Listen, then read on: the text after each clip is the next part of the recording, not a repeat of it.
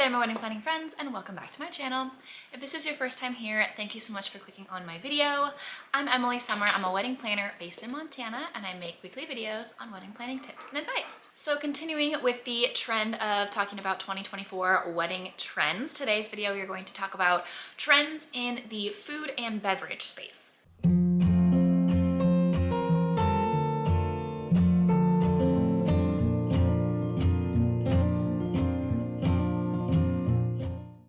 So in 2023, we saw an increase of more fine dining experiences, a lot of plated meals for dinner at the wedding reception as opposed to more of buffet style. And also champagne towers came onto the scene in a pretty big way. Both of these things are things that we are expecting to see through 2024 as well, and kind of continuing with that little bit more of an elevated fine dining experience. So let's dive into the specifics. Number one is zero-proof cocktails. This is something that we are expecting to see an increase in this year.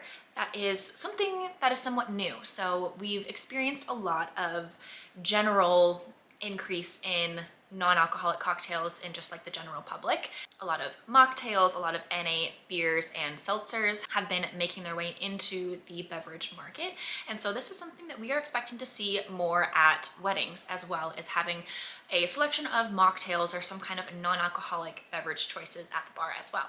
Number two is personalized menus. So whether this is during your cocktail hour, or maybe it's just your desserts or your actual dinner meal itself, we're seeing a lot more personalization through the food at couples' weddings. So this could be something that maybe you just are naming your menu after things that are meaningful to you or yourselves as a couple, or your love story in some way.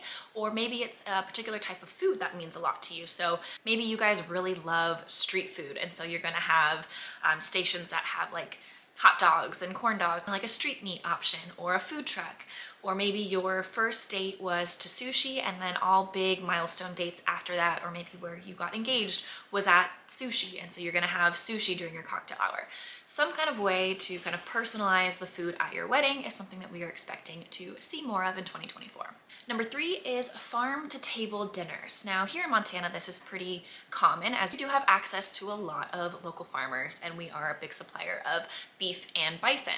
But this is something that we are expecting to see across the nation, as far as having food that is locally sourced to whatever region your wedding is taking place. So not only is this a great way to tie in kind of the location that you're getting married, especially if it's a destination wedding, being able to bring in foods that are popular to whatever region you're getting married in, but it's also both very economical and environmentally friendly, which again, this sustainability is kind of a trend that we are seeing throughout every aspect of weddings for 2024. And that also holds true in the food and beverage space as well. Number four is Centerpiece Cakes, or cakes on every table. Now, this is something that I'm very curious to see if this actually becomes a big trend. I've seen this on social media already, and I'm unsure how much it has actually been executed at an actual wedding, or if this is more styled shoot type environments that these videos are coming from. However, the idea is that you have either I've seen it two different ways. So having just a kind of small round cake as not necessarily the centerpiece of a table, but just on each guest table. That way there is no one large tiered cake that the couple will cut and do a cake cutting, but guests will have the option to just cut the cake and serve themselves at their table right then and there.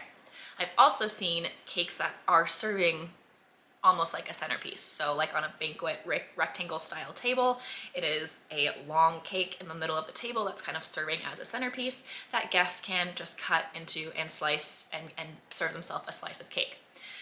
Again, very curious to see if this is something that actually takes off. Like I said, there's been an increase in popularity of it as far as like the social media and video space.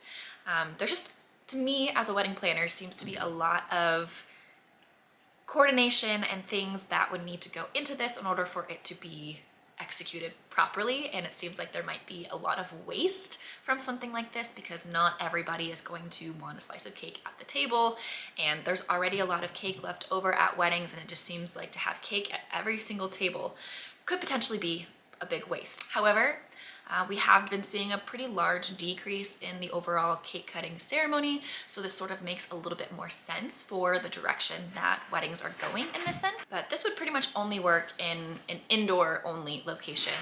If your guest tables and dinner is taking place indoors, this is not something you would want to do outdoors, as there's just too many elements, too many bugs, too many things that could sit on this cake or have access to the cake if it's outdoors. I'm also curious how the cutting serving process would go. You would probably need a serving set at each table, like a cake knife and server at each table. Is this something that would be delivered after dinner is served? There's just a lot of details and planning that would go into having a cake on every single table. And number 5 is late night snacks. This is something that we saw an increase in last year as well, and something that we are expecting to see even more in 2024. And that's the idea of after you've had dinner, typically dancing will start within the hour after dinner as far as like the first dances and then the open dance floor if that's something you are planning on having at your wedding. And so having some sort of late night snack, whether that is already prepared and on site and just served later, or if it's delivered later, having that served once the dance floor has been going and something that guests can eat late into the night and before leaving the venue for the evening. I think this is great. Usually the wedding will last several hours after dinner has been served, so people are likely going to be getting hungry by that point. It's also great if you do have an open bar, if there is a lot of alcohol consumed. It's nice to have a late night bite to kind of help soak that alcohol up and give people some food before sending them home onto the shuttles or whatever it might be at the end of the night.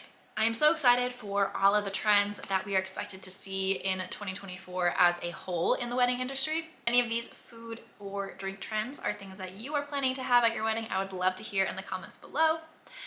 Hopefully you found this video helpful. If you did, please like and subscribe to get weekly videos on wedding planning tips and advice, and we'll see you next week.